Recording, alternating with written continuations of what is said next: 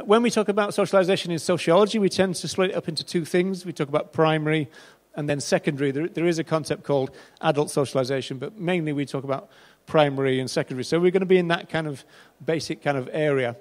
What we really mean, though, because we make some big claims about socialization, is it's the process by which we become members of society, how we become citizens. It's how we learn the norms and values and the attitudes of our society.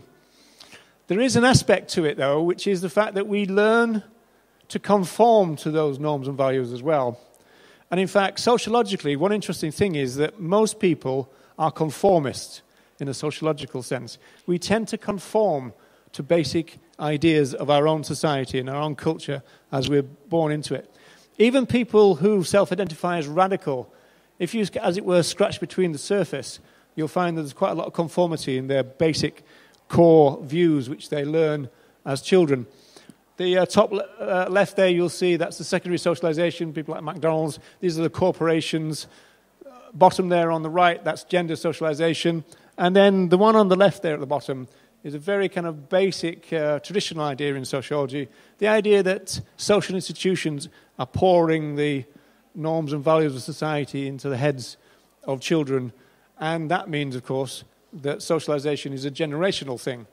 Our norms and values of society are transmitted generationally. And then the last thing on this is this slide shows us two things. First, it's seen as a problem if children are not socialized.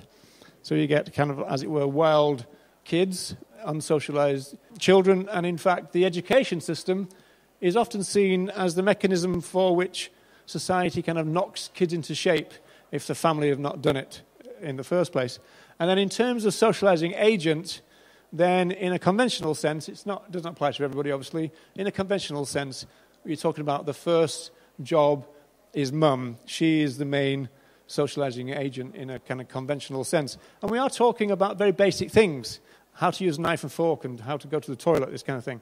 Human beings, when we're born, we're helpless beings. But we learn pretty quick. And so we have to have these agents of socialization. So what's really going on is this. The transmission of society's norms and values, society's culture, and that is transmitted generationally.